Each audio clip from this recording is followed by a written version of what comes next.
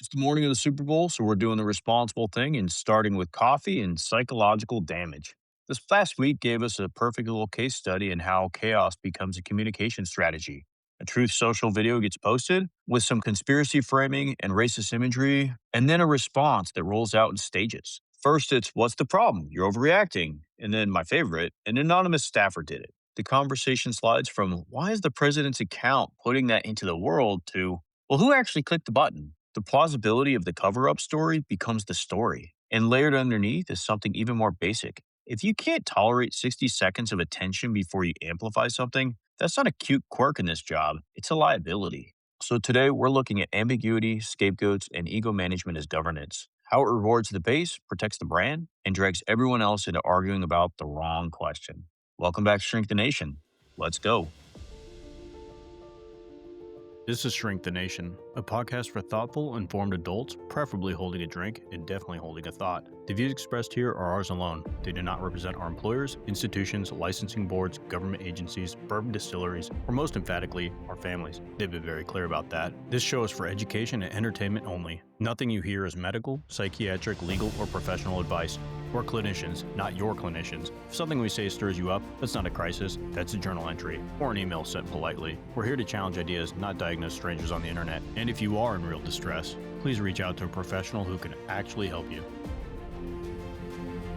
Hey, I'm David. I got my 20 plus here in the military. I'm a board certified psychiatrist, and today I am enjoying a nice iced coffee because It's early. Robbie, because it's early, but also it's the Super Bowl, and I plan to use my alcohol credits a little bit later today when I need them as my beloved Patriots lose the Super Bowl. Weird fact: I went to see my physician the other day, and his assistant, as she was checking me in, said, "Do you still drink 3 to 5 times a week?" And I was quite shocked by that number because in my entire life, I have never drank 3 to 5 times a week. So I'm not sure where they got that number, but maybe they Well, listen to us and maybe they just kind of assume or something. I don't know. at least publicly, you not drink 3 to 5 times a week. I certainly do not drink 3 to 5 times a week. I think I drink typically once a week, and Yeah. it is for this. The show, yeah. That caught me by surprise. Yeah. Hey, it's Rob, 26 years in psychiatry, board certified, 30 years in the military. I too do not drink 3 to 5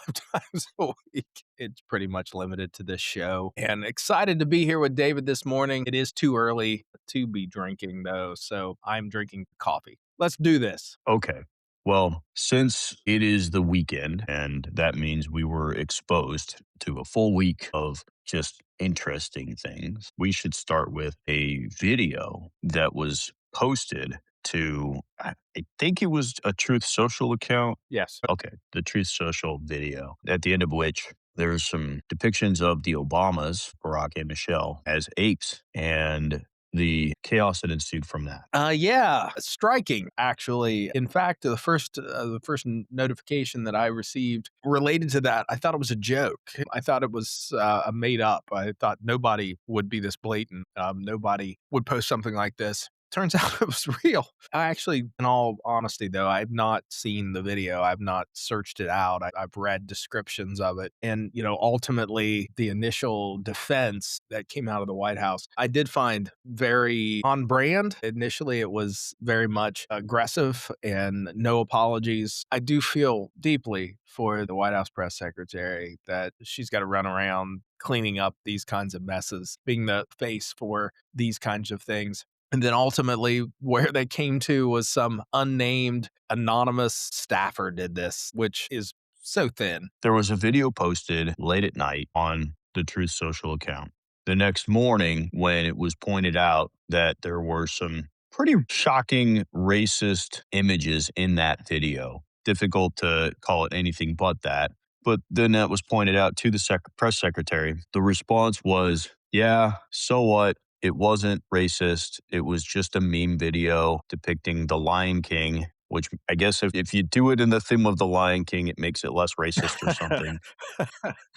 If Elton John is singing in the background, it can't be racist. But then it's everyone's fake outrage, because if you are outraged by this, You're not the adult in the room. You're the child with the performative outrage, and no denial that it was posted by the president at that point. Now, I do see the attempt to control the narrative. And if you can control the narrative and there's not a lot of pushback on it, then you've won the battle. That's the brand is let's turn it around, point it at you and say, you're the problem, not me. And if it dies down and people accept that, then you've won. The problem on this particular episode was that it didn't calm the outrage. People were still pretty outraged and they still wanted answers.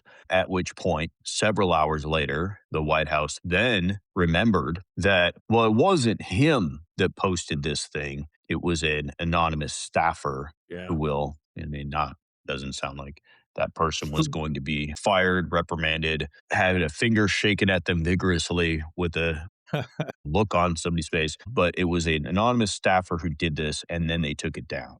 Conceptually, I love the fact that apparently someone has control of the Truth Social account who is an anonymous staffer. So, in my mind, it was like a 19-year-old kid intern who, like, here's the keys to the car. And it's also just doesn't feel real that this idea that our president is going to give his 2 3 a.m. posting over to anonymous staffers, a guy named Todd or whatever.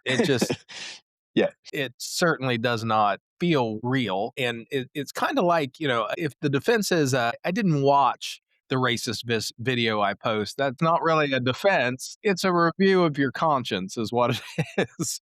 I don't really think through what I do. After that, I believe the next day, then the president himself came out and said, well, I didn't make a mistake. I did like the video. I didn't watch the whole video, but Right. I didn't post it. Then somebody else posted the video after I liked it. And so now what this does, I mean, there's so many pieces to this that are really, gosh, really fascinating, but there's this ambiguousness now at this point. I mean, I'd say most presidents up to this point, well, this would never have happened because they're not posting on social media all the time. But They're not, no. we'll let's ignore that piece. Well, there's a deep thoughtfulness about, when you're in the role of the president of the United States, at least prior administrations have had a deep thoughtfulness of anything that they say publicly because it carries a ton of weight. It carries a lot of meaning. So it's on target. It is consistent with what their policies are, etc. Nobody has been this free. Laissez faire. Yeah, it's like taking your dog to, I don't know, a PTA meeting and letting it off the leash. It's like whoever it ends up humping, it humps, and so what? You bring up an interesting point is that it's redefining, at least for this president, what it means for the president to say anything. It gives this weird free pass to say whatever and have it really, other than dominating the news cycle for a couple of days, then it goes away. There's no blowback, real blowback. There's not going to be any definitive action taken because of this, but it's in part because in the past you had presidents who were so measured and so calculated in what they would say because it would have to be policy adjacent. Anything that they said could really impact the stock markets. It really could impact our relationship with allies. It would impact so much. Yeah. With this particular president, people take the perspective of he says so much. What if what he says is truly reliable? What's reasonable? Now they're building this narrative of, well, if it's something that you did like, it's definitely him. But if it's something that you don't like, it's probably not him, unless some people maybe like it, at which point, well, it could have been him. But the people who don't like it, well, maybe probably wasn't him. And so there's this ambiguous nature to what they're creating because the plausible deniability here is intentional. It's to protect from negative comments from people who don't like it, and it's to not alienate the people who do. When you're running in this nebulous sphere, and especially when you have an ego that is so fragile. And actually, I feel pretty comfortable saying that now because he said the same thing He did. He did. publicly.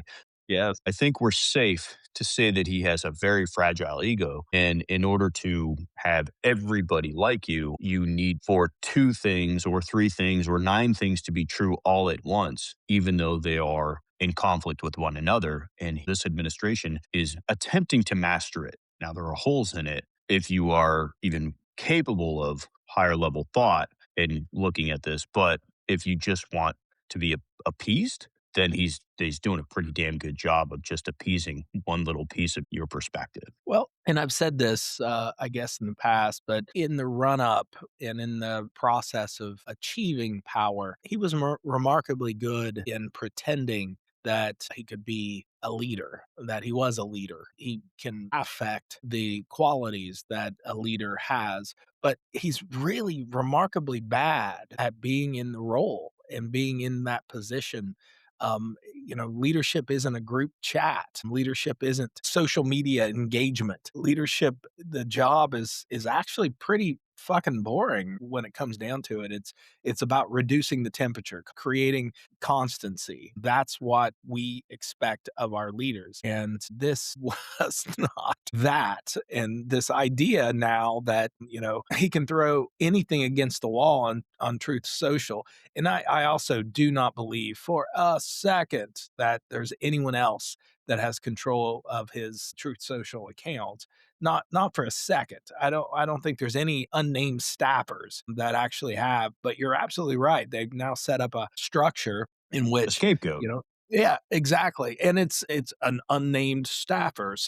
In prior administrations, if they would have made this claim that an unnamed staffer did something, they also would have actually, marched that unnamed staffer out, said his or her name, and fired them. This is the offending agent. We are doing away with this. That would have been the norm. And now just leaving it as an unnamed staffer with really no consequences is a significant deviation from the norms of being POTUS. It is a significant difference. The job is to reduce the temperature, not post things that spike engagement. That's not the job. And here we are from a group signaling standpoint psychologically. This is one of those examples where this is a dog whistle to a certain subset of the MAGA movement, engagement from a certain subset of our population that are racist. And this says, I'm with you with plausible deniability.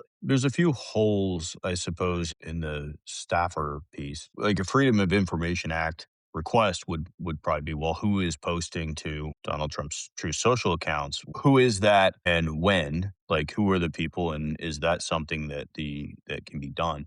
I don't know, to be honest. I have no idea what the federal law on that would be, but my guess would be that because the president is posting something. Since that's the frame in which so much of policy and the official line of the office of the president of the United States has become that this is how we communicate to the world, then yeah, absolutely. As a voting member of the United States, I deserve to know some unnamed staffer now can get on there and say, we're attacking Canada. That would be concerning. Even like if we set aside the fact that it's clearly bullshit and it was clearly posted by the president. If we set aside that, the downstream consequences that some unnamed staffer who does not apparently have the time or the inclination to watch a 60-second video from second 1 to second 60 can get in there, then it also says that an unnamed staffer who is that impulsive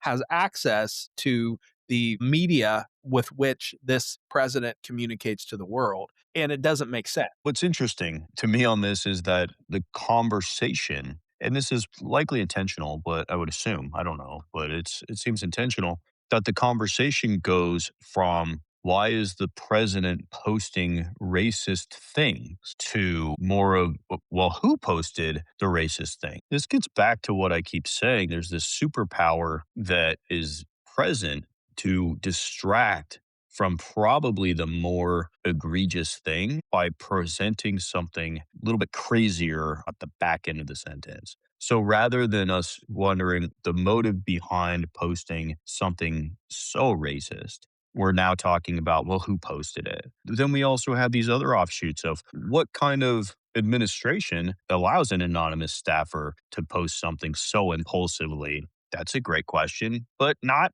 the big question, because the big question is still, why are there racist tropes on the president's social media. Yet we're still going to argue about the obvious sleight of hand that was happening after it was posted to say, well, it's not racist. Well, he didn't do it. Well, he did maybe like it, but he didn't do it, but he didn't watch it. We have this president now who apparently doesn't have the attention span to watch an entire video, a full 60 seconds, before he goes at a green light to be posted to Right. his through social. I watch my kids all day watch these videos on Yeah. whatever platform, YouTube, something, and they'll watch it for all of 30 seconds and then move on to the next thing. That's great, but they're not the president. And so They're not. this is really the big part of the conversation. The question is, and maybe should be stuck to, what message is being sent by posting a video? The racist images in the video were not the key point of the video.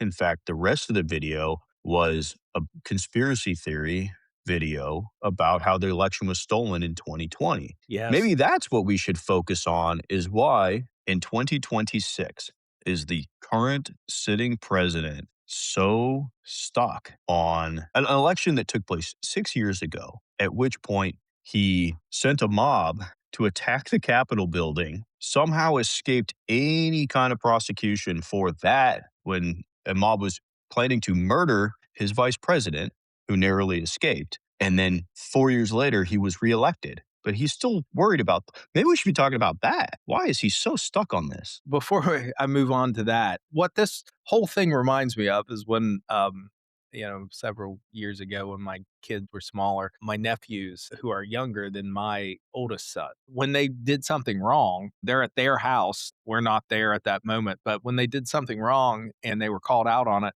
they would blame it on my son. There's a funny little story about how my younger nephew had like written all over the walls with crayons or something. And my sister went to him and was like, "Why did you do this?" And he's like, "I didn't do it. BB did it." This feels a lot like that. And then, It feels like when one of my kids was potty training, they were two something, and they were put in some big kid undies for the first time with their favorite character on it. And we thought, okay, this don't will mess these help up. not Yeah. have an accident. And so, they crept their pants. And so my wife says, did you poop your pants? And my kid looks up at her and goes, no, I didn't do it. She goes, are you sure? My You kid goes, sure, buddy? no, no, you did it. And my wife's like, wait, how?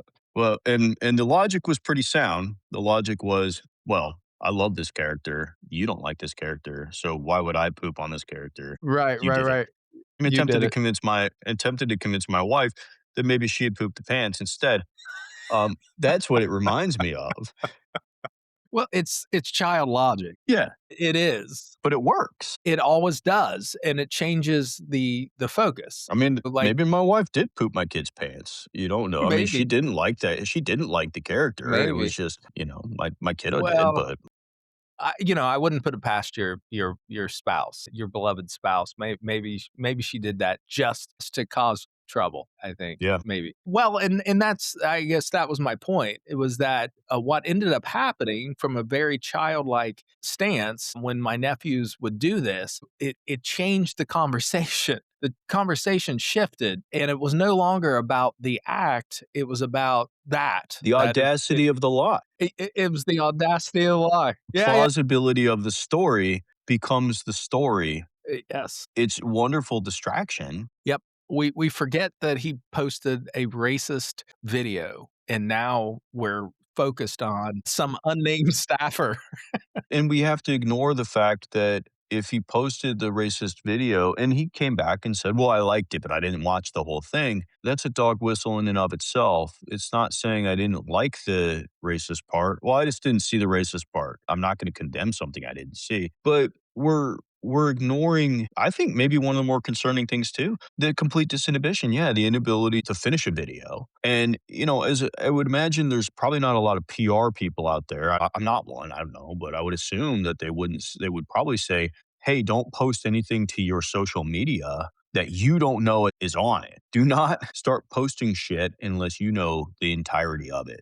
If You it's a would minute think. long video, then Stick around for the last 30 seconds there, Haas, and make sure that before you put it up that it's something that you're willing to defend. But there's a responsibility issue when you're the president of the United States. When you seek this job and you take this job, there's a responsibility issue in which everything you say is being scrutinized. Everything you say is utilized by our allies and our enemies as information about the leanings of the United States. And if you can't invest the 60 seconds that's required to watch an entire video, then you don't post it. You just don't. So there is a certain disinhibition, a certain impulsivity. Let's even believe that did not read or watch through the whole thing. But what we see is that that first section, that first few seconds that could hold his attention was ego syntonic. It made him feel good, and that was enough to post, or share, or whatever happens on True Social. I'm not on True Social, so I don't know. That's what's concerning to me. That there's a impulsivity and a disinhibition that is being demonstrated by this in an individual who is in a job where impulsivity and disinhibition is not safe. It's not. It's not an It's asset, it's a it, liability. it's a liability in that role. That when you're in a leadership role, I mean, even if you're just leading 10 people, disinhibition and impulsivity makes for a bad leader. When you're in a role of leading lots of people, it becomes a liability to the extreme, which ends up bringing me to the Goldwater rule. So we in psychiatry back in the Nixon days, he was running against Barry Goldwater. And there was a general consensus among psychiatrists that you cannot diagnose someone from afar. That's kind of continued. One thing to be said is at that particular juncture, there was not a consensus on psychiatric diagnosis. So there were a lot of terminology, there was a lot of diagnoses, like egomaniac and things like that our tens of listeners absolutely know the terms. They're not diagnostic. They're not a disorder. The problem there at that time was that there was no general consistent terminology for psychiatric diagnosis. And the fear was, under the Goldwater rule, was that anybody who says, hey, I'm a psychiatrist and I believe this person is an egomaniac with Oedipal complex, anyone could say that. The fear was that it would demean the field, that as a psychiatrist, that kind of off the cuff statements that were not backed by anything, by an actual clinical interview, would demean all of psychiatry. So there's been a general rule that you don't make diagnoses from afar. So we're not even attempting to make diagnoses from afar, but there is a difference now that there is a DSM, a diagnostic and statistical manual, that sets the criteria for certain things that we follow near religiously. It's often referenced as the Bible of psychiatry, but there are criteria. And the difference now versus then is that we do have this DSM. We all accept it. This is how we make our diagnoses. This is how we identify criteria for diagnoses. And, in psychiatry, we don't really have imaging studies. We don't have labs. We have observation, and we don't really diagnose illness. We diagnose syndrome. And syndrome is a collection of symptoms, not a specific. If you have pneumonia, well, you go in, there's an imaging study, you look at the chest x-ray, there's a way to confirm it, boom, here we have a pneumonia. But in psychiatry, it's just a collection of symptoms. And when people come to us, they report these symptoms. We observe them as we're talking with them. If they hit enough of the criteria, then we make those diagnoses. So in dancing around the narcissism that we are seeing, we're still living by the Goldwater rule. And you and I are not making a diagnosis, but we are certainly have access to plenty of observable evidence to point out these criteria. Yeah, absolutely. I think though what would be what's interesting on that is that, and would be true in the past, is that it can be through the eye of the observer. You and I might see different perspectives of anybody and come to different conclusions based off of what we're observing. Now we might come to really similar conclusions, but they would probably still be different. And that's where trying to diagnose from a distance without having a good intimate knowledge of that person's, at least the function at which you see them. But the truth is, gosh, I can't tell you how many diagnoses I probably see on the daily made by psychiatrists who are only able to observe the behaviors of somebody who's in front of them. Now they're in front of them, potentially for hours and hours and hours for a few days on an inpatient psych unit or something like that, Yeah. but without having real communication with the person because they just won't talk to them. Yeah. It's not that it's always necessary, but somebody who has maybe a better rapport with that person might get more information that would lead to a slightly different syndromal diagnosis than the person who doesn't.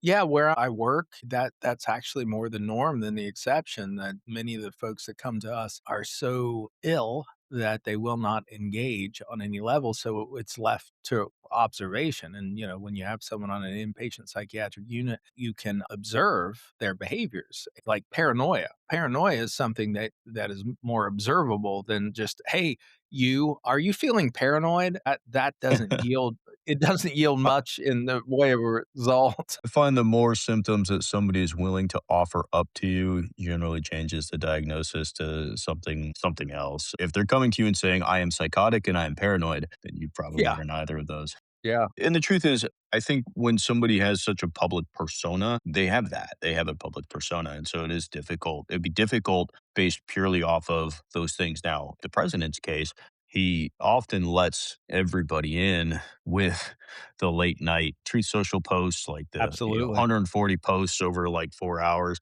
You do probably get a deeper dive. Is that to the point where I'd be comfortable making any kind of diagnosis? No. But my observations of his and his own admission of his ego fragility Yes, have me comfortable enough to say, yes, he has a fragile ego yes. because For he our admits it. tens of listeners, David's referencing a speech that was given this past week at the National Prayer Breakfast, in which the president, in very surprisingly open terms, referenced his own fragile ego.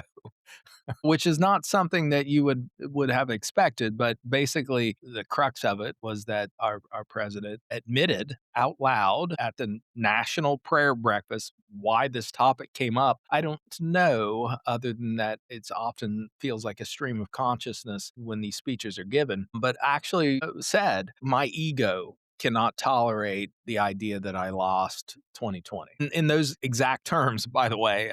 I'm not paraphrasing to the point of taking away the words. Yeah. I really get to this point where I wonder, is especially as the more and more we talk about it, is we're trying to define this presidency in the same terms as past presidencies. When clearly this is redefining what, at the very least, what his presidency is. Like the expectations of this president, the expectations of the role, customs and norms. They're things that we look at other presidents have done over the last 250 years. And we say, well, they did it that way. Therefore, he should too. But he isn't. And so we are outraged at the changing of the norms. I guess the question is, do we expect more of this in the future from other presidents? Or do we expect that the American people will continue to elect people in the future who will abide by the norms of the past? Like, is this going to put a sour taste in the mouth of the American voter to not want this level of chaos in the White House? My hope is that we will return to normalcy. That would be my hope. That if this sets a precedence moving forward, the level of chaos that is created by this style is too much for a nation of our size, with our power and with our connections around the world. An interesting little thing that I read this week was talking about how China, who, is a near peer, really very close near peer. They have economic power, they have a increasing military power, but it's really not to our level, their military power. In fact, China is trying to fully mechanize their military by 2050. That's their goal for our tens of listeners. We're already fully there. There's not an equity between our military power and theirs at this time. In a nation such as ours that does wield the kind of influence and power that we wield, it is a requirement that our leader, that commander in chief of this nation, is consistent and quiet. I mean, that's what's required, a certain stillness, because we wield so much power, and every word that comes out of the White House has resonance to our allies. And the difference between us and China at this point is also that we have allies, and China has zero. North Korea, maybe, I suppose. Russia to some extent, but they only have one treated ally, right? And that's They have one treated allies, which is North Korea, and that's a protective thing. We will come to your defense. I guess to a lesser extent, maybe Pakistan too, because China and India have fraught a beef. relationship. Yeah, they have beef. Yeah, China is like the suave coworker with your allies at work when they're coming into work and they're like, "Oh, my husband's been really terrible these last few weeks." And the suave coworker's like, "Let me listen to it." China's gonna be fucking our allies pretty soon, yeah, is yeah, what's no gonna doubt, happen. no doubt. We're just pushing our allies away. We're just pushing them Yeah, towards them, saying, we are entirely. and what's upsetting is that China is probably gonna get a version of our allies that we never got. Our Yeah, allies are gonna be doing stuff just to get back at us. They're gonna be like, wait till France yeah, when the rules come off for France. oh Just my wait. gosh, yeah. There's gonna be no tariffs, back and forth. They're gonna be just free flowing, doing whatever they want. It's menage a It's gonna be trois. ugly. It's gonna be It's awful, yeah. it's China gonna be China's nuts. loving it. They're loving it. They're getting And our y allies every way that we never had them. exactly. Yeah, that we had 80 years of missionary, and they're 80 years with the lights off, under the covers, only exactly. on Saturday. Only on Saturday, China's getting they're our allies however they want. it's anal, it's Everything. everything we never got, China's Yep. getting, but China's gonna have France, they're gonna have England, they're gonna have Italy, they're gonna be doing all sorts of shit, and then we are you gonna be the lonely incel incel. United States sitting in our mom's basement, Mhm. angry that none of our allies wanna fuck us anymore. Because we're being bad to our allies, yeah. We are We're definitely pushing our being bad. allies away. We're definitely being bad to our allies. And from a military perspective, we have spent 80 years developing these relationships and deepening these relationships. From a military standpoint, in many, many ways, the military is so much more moderate than our political structure because the military does not think in terms of who likes me. They think in terms of what do we need to do in order to protect the nation and protect the world because protecting the world means protecting the nation, and it's a heartbreaker. I mean, it really it feels almost like a breakup to me after this many years of developing these intense relationships in which these individuals went to war with us. Trump and Greenland and the Dutch. The Dutch lost more soldiers per capita than we did in Afghanistan. They were there. They fought with us. They were next to us.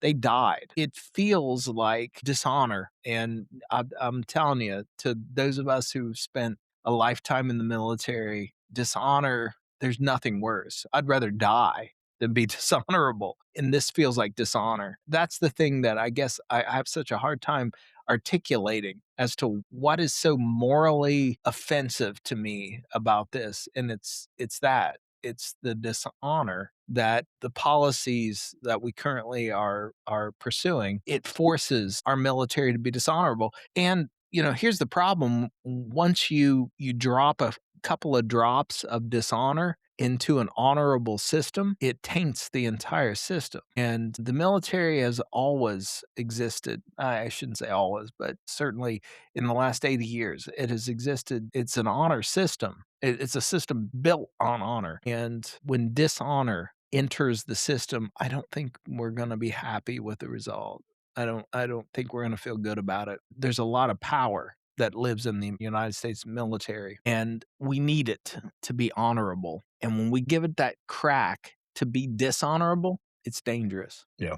So, what being the leader of the United States entails is a level of restraint, consistency, planned communication that we have always seen from every prior president. And we don't see that now. Even getting in front of the National Prayer Breakfast audience and admitting that your ego is driving you is dangerous to the nation. I mean, our allies, our enemies do understand that ego has to be considered in their engagements with us. And prior to now, for to now, it just was not that way. That wasn't a thing they had to consider. That they approached us in a different way. And ego, for lots of reasons, and it's not to say that prior presidents didn't have ego issues. They did. I mean, the idea of becoming the president of the United States, you have to be driven in a certain way, and there's certain liabilities that come with that. But the norm was to create a structure that insulates your ego from the governance of the United States. And that has completely dissolved. Between the ego and the governance, there are no safety nets any longer. And it's concerning. I want to caveat because everything that you're saying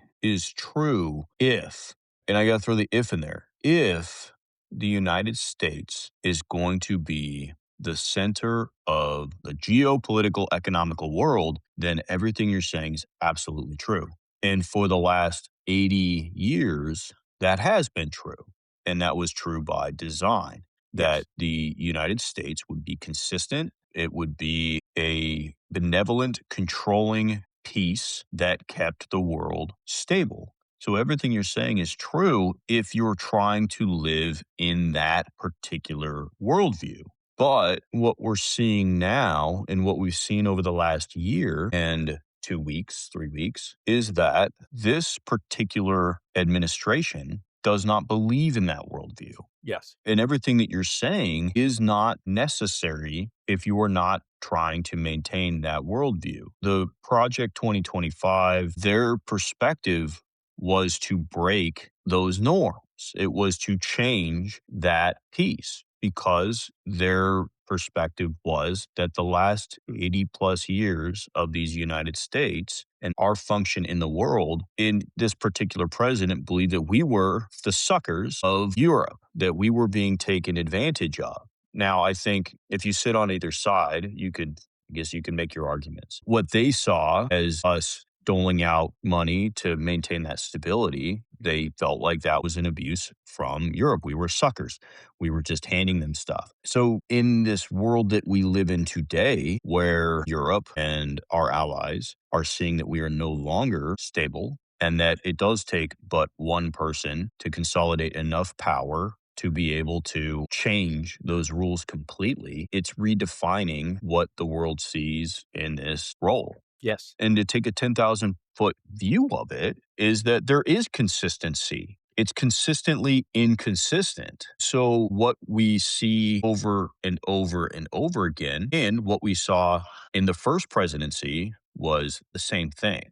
The difference was that there were people in position to rein in that inconsistency and to create a false consistency to allow these things to occur still. But now, seeing that that was holding back Donald Trump in his first term, they have instead came up with a way to make sure that he could just be him, which is consistently inconsistent. He will say odd things on Truth Social. He will go on 100 plus post rants in the middle of the night when most of us are sleeping. He will come up with tariffs and then take them away and then put them back and then take them away and then put them back. It is very consistent. It's very consistent with him. It's just inconsistent in the process, but it always comes back to the same thing. So you're right. In order to be stable, in order to be what we were, we need the stability. But in order to be what they want, what he wants is for people to ignore. That's the magic of being consistently inconsistent,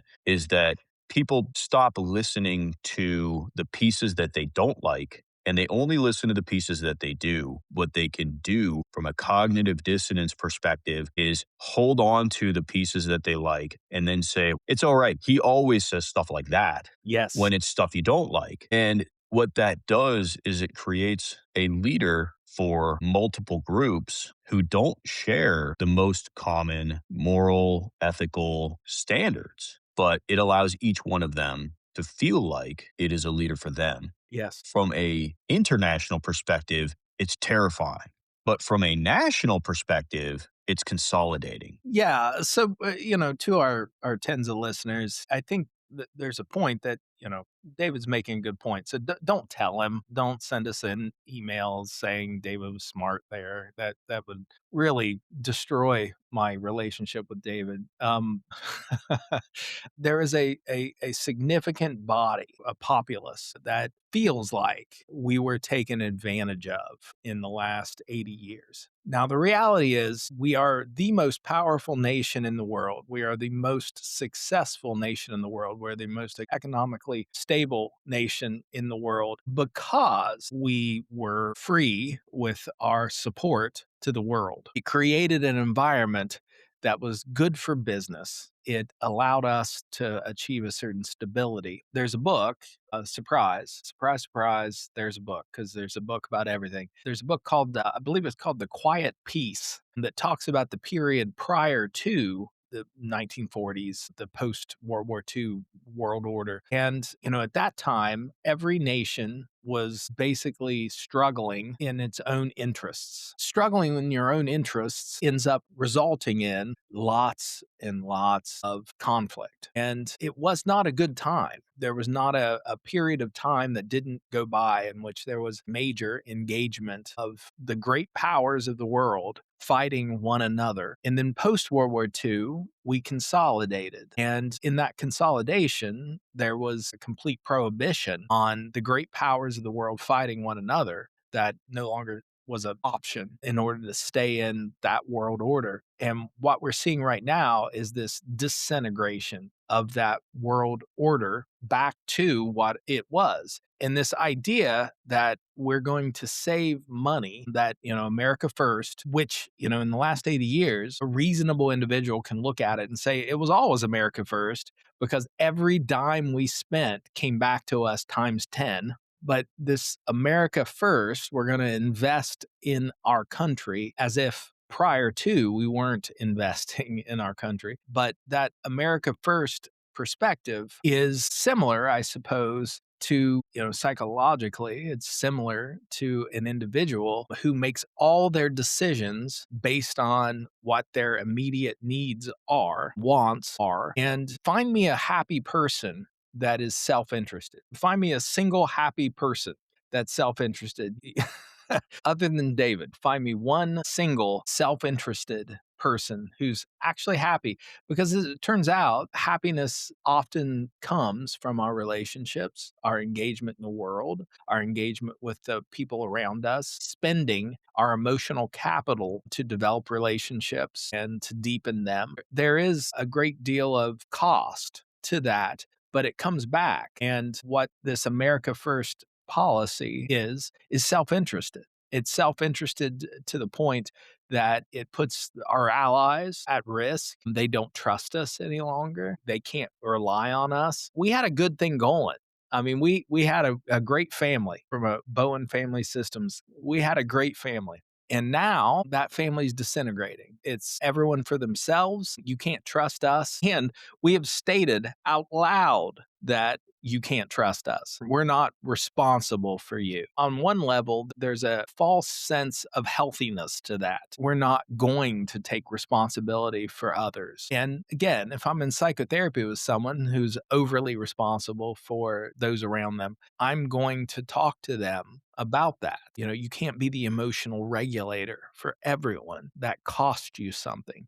But there is a healthy balance. There's a balance, and we have maintained that balance for a very long time. And here we are destroying the balance. And my argument would be the balance has been destroyed because we now have a leader whose ego is so fragile, who requires so much attention, so much adoration, that it can't be balanced. Everything has to be about him, and that's scary.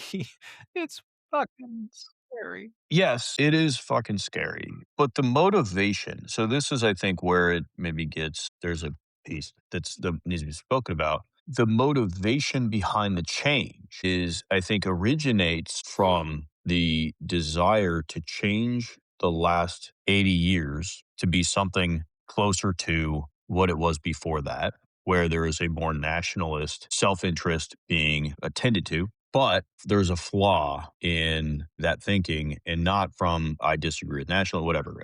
It's neither here nor there. The flaw was that in order to change what had been set as the norm for 80 years requires somebody who is willing to change it, Mhm. somebody who is willing to come in and blow up 80 years of progress towards a more international, friendly, corroborating world. And in order to do that, power needed to be placed upon one person. And they found that the one person in politics who could get away with saying and doing anything, because we've never seen that before No. in the United States, who could even say, I could stand on Fifth Avenue and shoot somebody and you would still vote for me. Yes. That would have been political suicide for anybody else. But for one person, that seems to be a drawing point to be able to say anything and have it not turn off the populace. The one flaw in the plan, because I don't think this is Donald Trump's plan to blow up 80 years of norm. I don't think that's his plan. The plan appeared to come from the Heritage Foundation and Project 2025 was to change all of these things. Now, the truth is they've been doing this every year for forever. They've wanted this change. This is a Christian nationalism perspective. But what they found was somebody who was able to do it because Congress is terrified of Donald Trump. He is Teflon Don. He can say, do, act, whatever he wants, and people will still come back for more. And I think January 6th, 2021 was absolutely the point on the resume that said that he could do anything. The flaw here is that Donald Trump is not going to do everything that you want. He's a wonderful disruptor, but as he has said, his ego is what drives him. Yes. And the issue comes in when your own perceived enemies, which would be Russia, China. So when you have other authoritarian leaders who are propping up his ego, he likes it. When you Loves it. have other non authoritarian leaders who are not propping up his ego, he does not like it. And so he's going to do what he does. And it's not going to be to your plan. It might help your plan, sort of, but it's also going to blow up spectacularly in your face if you believe that you will control him better than a KGB trained operative. If you think you can control him better than somebody who is willing to shamelessly stroke his ego, Yes. you're kidding yourself. And that, I think, is the big flaw, was that you found a high powered pawn, possibly the most powerful pawn you've ever experienced, but you forgot the one thing is that he still was going to do his own thing, especially if he figures out that you're trying to control him. He will do the opposite thing just to piss you off. Well, feeding one's own ego is never going to be for the greater good. And you nailed it. I mean, there's a reason why he identifies with other authoritarian regimes because they feed his ego. And he said this. He said it so many times. He's actually made reference to 1930s Germany that he wished the generals would do what he said. Democracy is not ego driven. That's the crux of it, is that in order to be the leader of a democracy, you have to have a ego that can tolerate dissension and argument, disagreement. You've got to have that. And we are currently in an environment that this president does not have that. He doesn't have the ego integrity to deal with dissension. That's a core foundational thing about democracy. Not just a lack of ego integrity, it is still a desire to be independent in one's own thinking. Mhm. There probably are, but there's not a lot of monster movies written where the monster was created and then the monster didn't turn on the creator. Because once you've created power, power starts to drive the ship more. And so you've built up the ego, and then that person says, I like this to be in control. And when somebody says, hey, stop it, and tries to rein them in, they go, no, and they crush them too, but they crush everything in their path as well. It just reminds me of any monster movie Well, in that way. Created monster. we're living a horror movie, everyone. We're living a Greek tragedy, or, well, I hope it doesn't turn to tragedy. It's getting close. It's getting close to a Greek tragedy. Well, it's only tragedy if you don't like the United States being the economic superior country on the planet. That's not going to hold. We were the economic superior country because we Right. created stability. Right. It only becomes tragedy if that's the worldview that you take of, well, that was a good thing. If you don't think that was a good thing, then this is great. This is a great way to go because that's the direction it's flowing in. You know, ironically, China is going to, at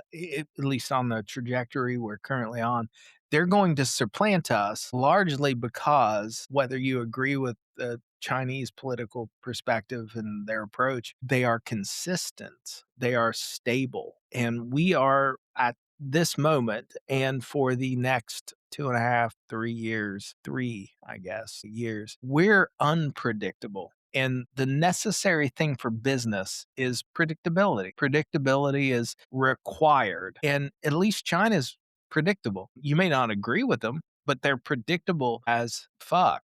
They're rock solid that this is their stance. And ours, and I think our tens of listeners can identify with that 2 a.m. wake up. It is very human for us to wake up in the middle of the night and the weight of the world, problems, the anxieties, the fears seem so much more oppressive for our tens of listeners or you and I. What we don't have is a way, Truth Social, to basically communicate our fears to the world. And we're not in a position in which, as this is the crux of it, that as president, you are no longer a person. You're an institution. You're something different. And what we're seeing is that all the bulwarks, all the walls that have always guided or contained the personality of the president have dissolved. So we get the middle of the night angst that Donald Trump experiences. And then it becomes policy. That the next day, like I cannot even imagine being the press secretary for Donald Trump. Can't even I imagine think you could. I think you could. I mean, just imagine being the guy that drives the honey wagon around a it. base in Afghanistan. Your only job, Sucking up the shit. yeah, that's it. Just remove the shit and move on. Make everyone's happy. Well, every morning I imagine that poor press secretary whose name I can't recall, but I'm sure she wakes up in a panic every fucking morning looking No, at no, I don't. Here's why. Because when I was a young sailor, we had this commander who was just an egomaniac. And he was one of these guys who would top anything that anybody else said. And at first, it was annoying and it started to affect morale. But what I noticed that people started to do was they turned it into a game, they had fun with it. And maybe that's where she's at now. Maybe she just has fun with it. Like, what can I get away with? Because what you would do then is see what you could get him to top. And the answer was anything. So you would come uh, in and you'd say, "My gosh, I think I got crabs or something last night from some girl out," and he'd be like, "Oh, that's nothing. This one time, I got super crabs. this one time, I got syphilis from." Right. I got syphilis, crabs, and gonorrhea same night, all at once. Yeah. Yeah. Yeah. Yeah. He would top the most ridiculous things, and then you could sit back and so maybe that's what she's doing. I'm guessing that's what she's doing. I speculate no. Speculate that I speculate no. She's gotta have fun. She's gotta be doing the, "No, you pooped my pants" defense, which I think is what I think she's probably having to go like, what can I get away with today? I mean, she seems to enjoy sparring with the press. Now they did bring in a lot of friendly people so that it's Yeah. not like completely disheartening, but I think she's got to have some fun with that, right? Like imagine if your whole job was to spin the craziest shit you've ever heard into your fault. Like it's not a problem. I don't know why you think that's an issue. That could be enjoyable for a while I'm going to assume. if you know there's no repercussion for it, because there Yeah, isn't, yeah, right? right, Because right. it would be one thing if she was held accountable for anything, but And she's she's not. And so I think she's probably having a good time. Honestly, she's probably like, I love my job. I think I disagree because I think most people are bound by a certain morality. They want to be internally consistent. Yeah, I agree most people, but I don't think that applies to the person who has done a lovely job at the opposite of what you just said. Well, but I am hesitant to assume that about her because I know nothing about her. We can talk about the president because the president. Oh, I don't want to blame her. I'm just saying she's really good at I'm saying maybe she's having a great time. Maybe she's having a lovely time doing it, having a blast. I think she goes to bed in terror. I think she wakes up and checks the news and is like, shit, what do I have to do today? What Fire up the do honey I have? wagon. Yeah, exactly. What kind of shit do I have to suck up today? Yeah, I actually I have a great deal of empathy for her, even though she's a professional and she comes out and she appears like she's confident in the bullshit. And there's something to be said about somebody who can stand covered in shit and tell you they're clean. There's something to be said about True. that. It's You impressive. shit my pants. You shit You my did. pants. You did. BB did it. BB did it. Yeah. I mean, I was just as shocked as you are. Imagine my how distraught I was when you When you shit my shit my pants. pants. Well, and that's what we've come to. I mean, that's what we've come to. Imagine my distress when you shit Yeah, my pants. exactly. And I think This there's should be the gotta be title of this some episode, by the way. Imagine my maybe it distress will when be. you shit my pants. There you go. That'll be it. All right. Well, I think it's prescription time. Let's Shit. talk prescriptions. So I think what we should do is start a Stafford did it jar. So and I think you could do this at home. I think it'd be a good retirement plan. Whenever you hear that an anonymous staffer did something after outrage has been reached a peak at which something needs to be walked back, go ahead and stick $1 in that jar. And I think by the end of this 3-year term, you're gonna be pretty happy with the results. Would have a lot of dollars. Yeah, so the White House must stop using ambiguity as intimidation. If you can't guarantee you're governing by threat, and that's not leadership, that's a haunted house operated by the federal letterhead. I say no more. Well, thank you so much to everybody who is stuck around. Go ahead and smash that subscribe. Probably not many. We ranged far afield this time. We do what we want. It's our show. So if you don't like it, then write us a message and tell us what we need to fix, and we'll do our best. So Absolutely, we will, and these early morning recordings, sans bourbon, they end up being a little more intellectual than the alternative. I know we need to really dumb down these Yeah. prefrontal cortices, but yeah, whatever. We got a football game later today that I'm going to Yes. watch and probably be disappointed in the result. Well, I will expect the result to be that the Seahawks win it, the Patriots lose. I love the Patriots. They're a great team. The Seahawks are an amazing team, Big fan of the fluffer nutter, aren't you? and I love a fluffer nutter. All right. All right. They're a good team. People don't like them, but I love having Mike Vrabel back Nah, I totally and Josh McDaniels. they're douchebags. No, I want well, I I want mean, I the want entire league is douchebags. I want them to lose. They will lose. They're going to lose this game. I think they will. No, they will because Seattle is a much better team. Now, if they win it, I'll be ecstatic, Yeah. but I don't think they're going to win. Here's the weirdness of Seattle being a better football team. There's a cognitive dissonance that exists in imagining Seattle as being a good team. To me, Well, I watch a lot of football. I listen to a lot of football talk, and I don't like to listen to people who talk about multiple sports. I give a fuck what yeah, they think because they don't pay attention. I listen to people who only his talk about neighbors, football. his Yeah, my neighbors. neighbors only talk about football. I don't Yeah, do that much anymore because somebody ruined it for me. yeah, I Some did that. asshole I talk. did that, Some asshole. folks. As it turns out, If you spend, a year in a combat zone, it changes your perspective on the relevance of football. It's just not. What's relevant is when you go out and you get shot at and you get blown up. That's relevant. And then every time a football team references going to war, combat, it just pisses you off. Yeah, I don't hear that too often, but It's to annoying. me, it's actually the chess match that is football, and that's what I like about Yeah. it, is that Fuck those guys. I like that a really good defensive team will win the Super Bowl this year for sure. I served with a bunch of kids that were getting paid pretty much the minimum wage, and they were in harm's way. They were getting shot at. They were getting blown up. Fuck those guys. Anyone who wants to make it seem grandiose to play a fucking game, fuck those guys. It's purely entertainment.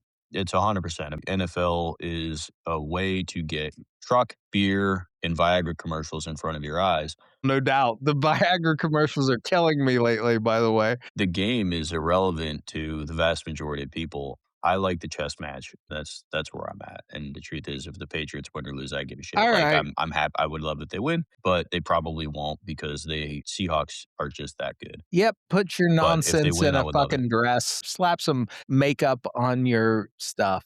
Fine. Fair enough. If you put lipstick on a pig, fine, fine. Still a pig. I still wouldn't fuck the pig. If you turn the lights out, you might. Well, that's what we've done for the last 80 years. Turn the lights That's off, right. do it missionary style. Yep. All right. Well, All right. again, thank All right, you. buddy. It's always a pleasure. Hey, tens of listeners. We really do appreciate the fact that somebody listens to us. It's pretty goddamn amazing. Do the likes, send it to your friends. All right. We're going to cue up that music and we are out.